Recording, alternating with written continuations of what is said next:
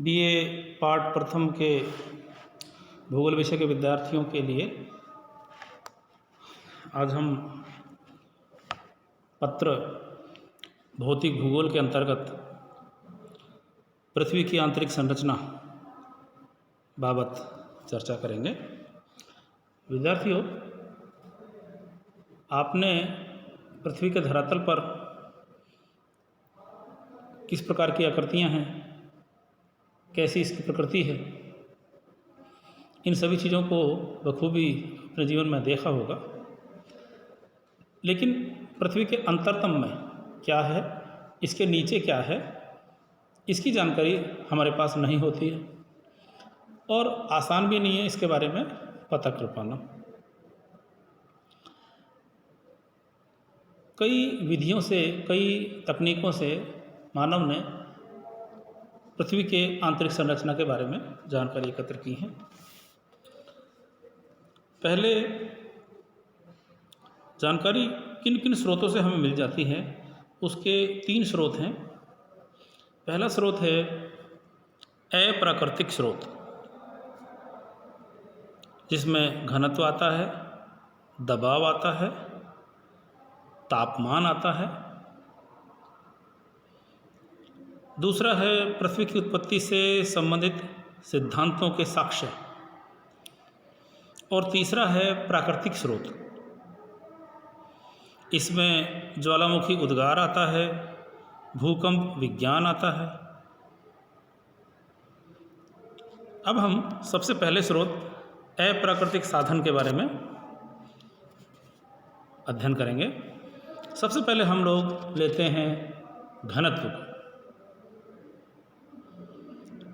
धरती की जो चट्टानें हैं उनके घनत्व, दबाव और भीतर की ओर बढ़ते हुए तापमान के आधार पर कई निष्कर्ष हम पृथ्वी के अंदर के बारे में पता लगा सकते हैं। पृथ्वी का जो बाहरी भाग है, ऊपरी भाग, वो परतदार शैल का बना हुआ है, जिसकी औसत मोटाई आधे मील के बराबर है। लेकिन कहीं कहीं ये मोटाई कई मील की भी है। इस परतदार सतह के नीचे पृथ्वी के चारों ओर रवेदार या फिर स्फटिकीय शैल की एक दूसरी परत है। इस चट्टानी परत का घनत्व कहीं पर 3 है, कहीं 3.5 है, लेकिन पूरी धरती का अगर औसत घनत्व देखें तो वो 5.5 के बराबर लगभग है। इस आधार पर ये निष्कर्ष है कि पृथ्वी के जो अंतरतम यानी कोर जिसको कहते हैं, उसका जो औसत घनत्व है 5.5 से तो ज़्यादा ही होगा।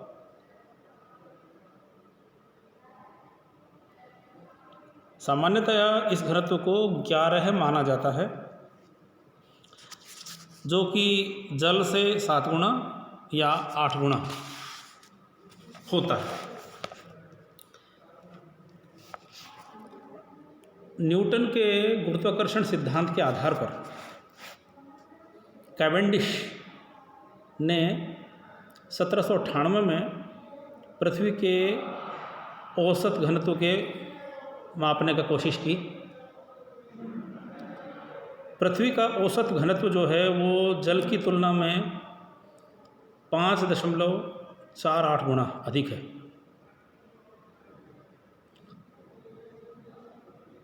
पॉइंटिंग ने 1878 में एक प्रयोग के आधार पर पृथ्वी का औसत घनत्व 5.49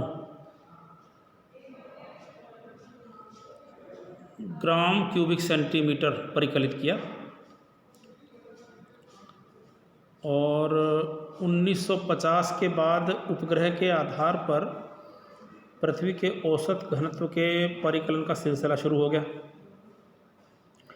इसके अनुसार पृथ्वी का औसत घनत्व 5.517 ग्राम क्यूबिक सेंटीमीटर, धरातल का घनत्व 2.6 से 3.3 ग्राम क्यूबिक सेंटीमीटर के बीच और केंद्र का घनत्व 11 ग्राम क्यूबिक सेंटीमीटर ये परिकलित किया गया। इससे एक बात का तो पता चल जाता है कि पृथ्वी के अंतरतम का घनत्व सर्वाधिक है, सबसे ज़्यादा है। दूसरी चीज़ जो महत्वपूर्ण है वो आती है दबाव। दबाव अंतरतम का ये जो अधिक घनत्व है ये कैसे संभव है?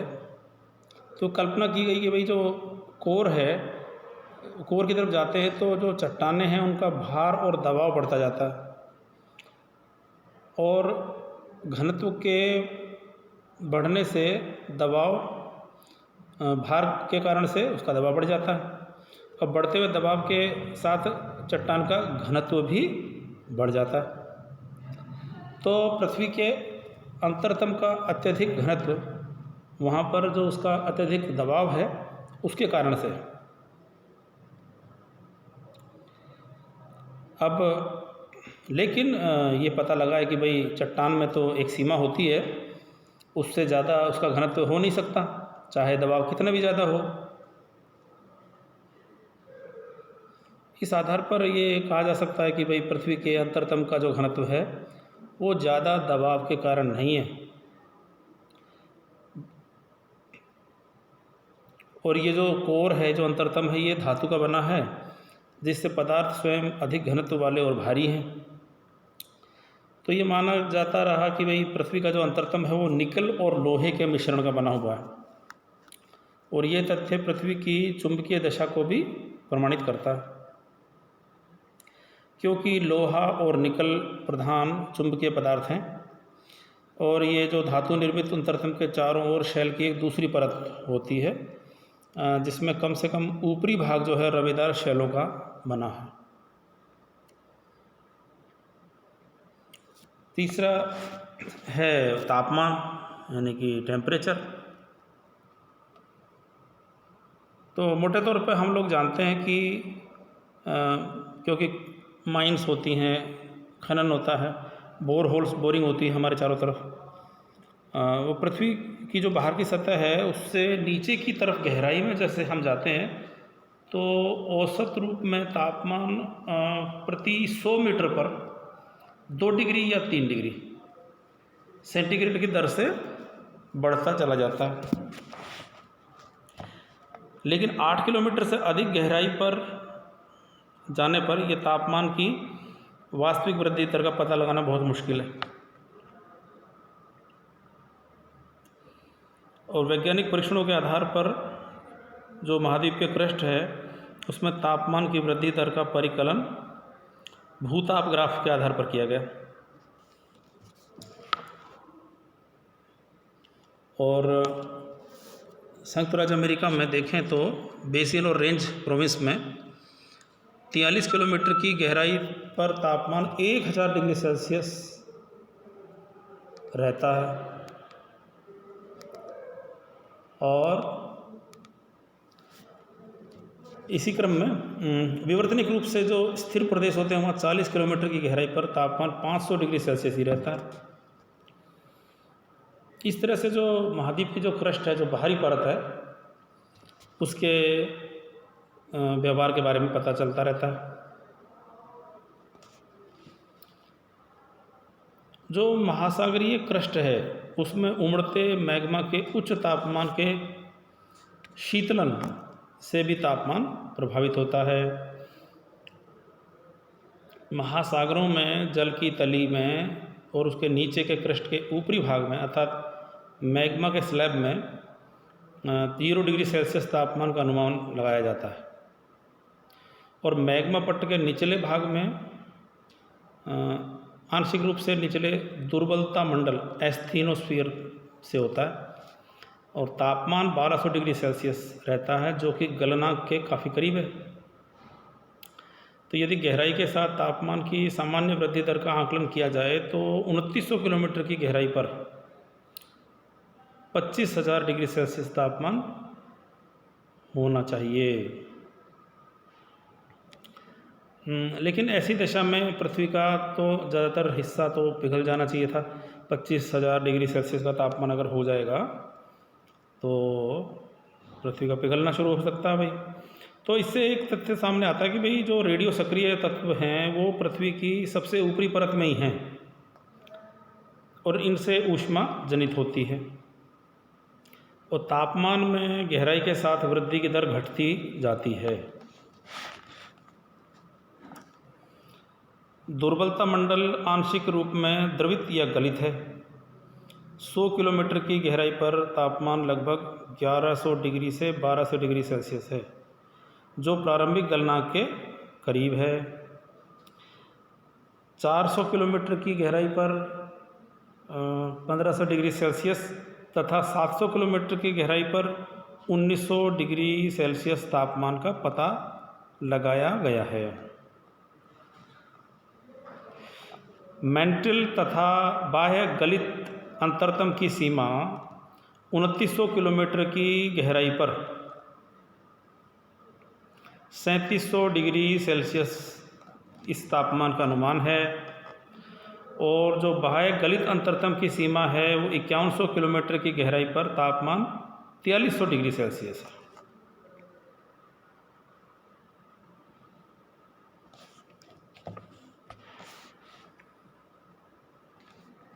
विद्यार्थियों, हम एक बात और जान लें कि पृथ्वी के आंतरिक भाग से ऊष्मा का जो प्रवाह है वो बाहर की ओर होता है और ठोस भाग में ऊर्जा एटम के कंपन के रूप में उत्पन्न होती है और पृथ्वी की सतह पर दो स्रोतों से ऊष्मा पहुंचती है। पृथ्वी के आंतरिक भाग से पहुंचती है और सूरज से पहुंचती है और दोनों स्रोतों से प्राप्त ऊष्मा का पृथ्वी के सतह से अंतरिक्ष में विकिरण हो जाता है। अब दूसरा जो हमें स्रोत है पृथ्वी के अंतरतम आंतरिक संरचना का पता लगाने के लिए, उस पर थोड़ी चर्चा करेंगे, जो कि है पृथ्वी की उत्पत्ति से जो संबंधित साक्ष्य हैं उसके बारे में। पृथ्वी की उत्पत्ति की जो समस्या के निदान के लिए उन्होंने मूल रूप से ठोस, वायव्य और तरल माना है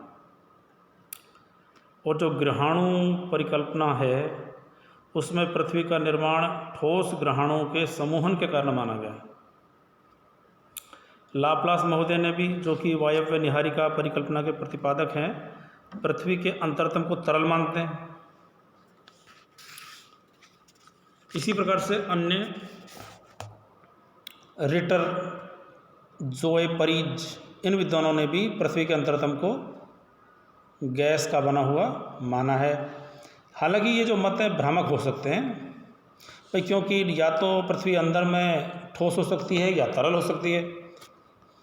और तीसरा, अब हम तीसरा और अंतिम जो स्रोत है, प्राकृतिक स्रोत, पृथ्वी की आंतरिक संरचना का पता लगाने के लिए, उसके बारे में जानेंगे। ज्वालामुखी क्रिया इसमें आती है। तो ज्वालामुखी के जो उद्गार हैं उस समय में पृथ्वी के आंतरिक और ऊपरी भाग में गर्म और तरल मैग्मा और लावा का विस्तार हो जाता है। तो विद्वान ऐसा मानते हैं कि पृथ्वी की गहराई में कम से कम एक ऐसी परत जरूर है जो कि सदैव तरल अवस्था में रहती है और इसी को मैग्मा भंडार कहते हैं, जहाँ से ज्वालामुखी के उद्गार के समय तरल और तप्त मैग्मा पृथ्वी के ऊपर प्रकट होता है। तो भाई इस आधार पर तो पृथ्वी का कुछ भाग तरल जरूर होना चाहिए। आंतरिक भाग में अत्यधिक दबाव चट्टानों को पिघली अवस्था में रहने नहीं देगा। इस प्रकार आंतरिक भाग ठोस होगा, न कि तरल। हाँ, ये हो सकता है कि ऊपरी भाग में दरार आदि पड़ने से चट्टानों का दबाव कम हो जाए, चट्टान का गलनांक बिंदु गिर जाए और इस कारण चट्टान वहाँ पर अधिक ताप के कारण पिघलकर ज्वालामुखी के रूप में प्रस्तुत हो जाए। इसी तरह से भूकंप विज्ञान के साक्ष्य भी इसमें स्रोत बनते हैं।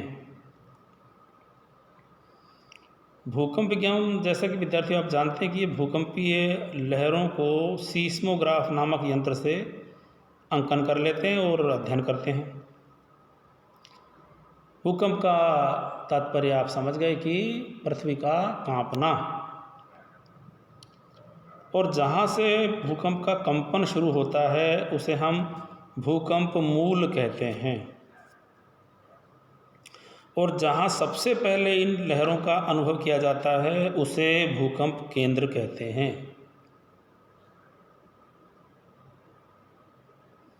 और भूकंप के दौरान पृथ्वी में कई प्रकार की लहरें उत्पन्न होती हैं। इन लहरों को भूकंपीय लहर कहते हैं, और ये लहरें बहुत महत्वपूर्ण हैं। इन्हें 3 श्रेणियों में रखा जाता है। प्राथमिक और अनुदैर्ध्य लहरें, ये जो लहरें हैं ये पी लहरें इनको कहा जाता है। ये सबसे ज़्यादा तेज़ी से चलने वाली लहरें हैं, ठोस भाग में बहुत तेज़ गति से बहती हैं, और ये ध्वनि की लहर के समान होती हैं। दूसरी प्रकार की जो लहरें हैं वे हैं द्वितीय गौण लहरें। ये जल तरंगों या प्रकाश तरंगों के समान होती हैं। इन्हें एस लहरें भी कहते हैं, सेकेंडरी एस लहर। इनमें कणों की जो गति है वो लहर की दिशा के समकोण पर होती है, इसी कारण इन्हें आड़ी लहरें भी कहते हैं। और तरल भाग में ये लुप्त हो जाती हैं। ये लहरें भी बहुत गहराई तक चली जाती हैं। और तीसरे प्रकार की जो लहरें हैं वे हैं धरातलीय लहरें, जिनको कहा जाता है एल वेव्स, एल लहरें। ये लहरें ऊपरी भाग को ही प्रभावित करती हैं। ये बहुत प्रभावशाली लहरें हैं। इनको सबसे ज़्यादा लंबा मार्ग तय करना पड़ता है, हालांकि इनकी गति सबसे कम होती है, लेकिन ये बहुत प्रचंड होती है।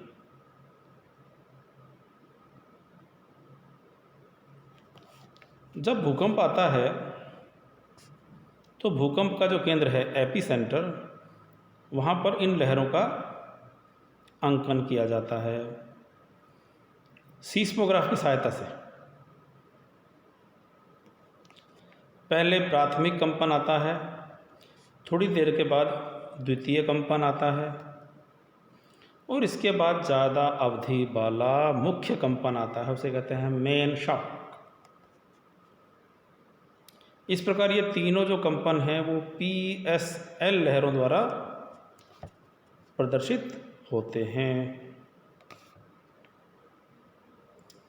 इन तरंगों की जो गति है और भ्रमण पथ के आधार पर पृथ्वी के आंतरिक भाग के बारे में जानकारी मिलती है।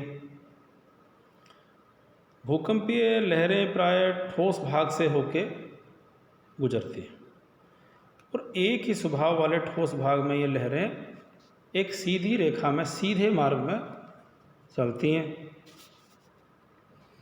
इस आधार पर अगर पृथ्वी एक ही प्रकार के घनत्व वाली चट्टानों से बनी हो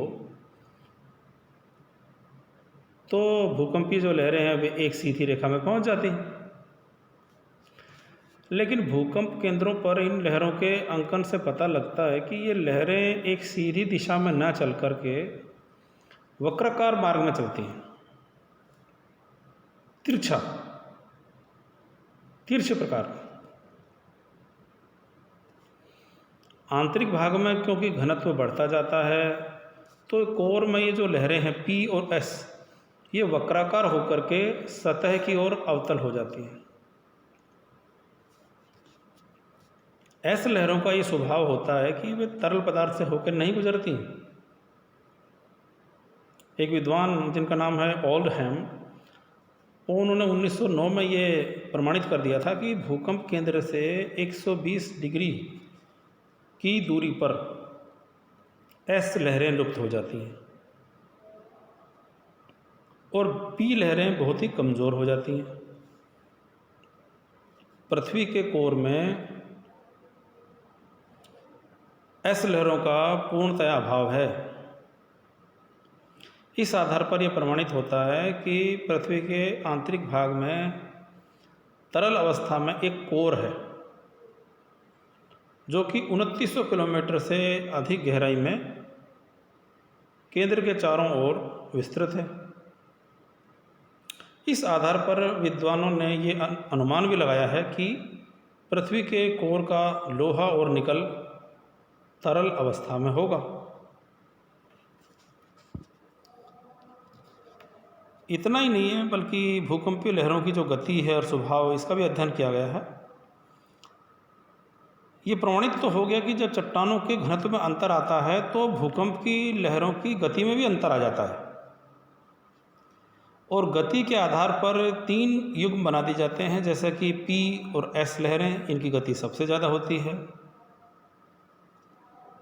फिर इसमें पीजी और एसजी लहरें, इनकी गति सबसे कम होती है।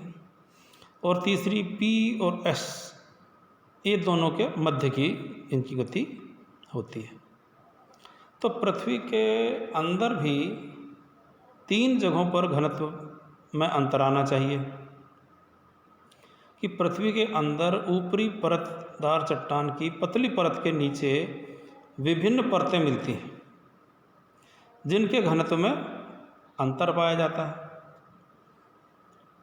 आज की कक्षा में विद्यार्थियों इतना ही। आगे आने वाली कक्षाओं में हम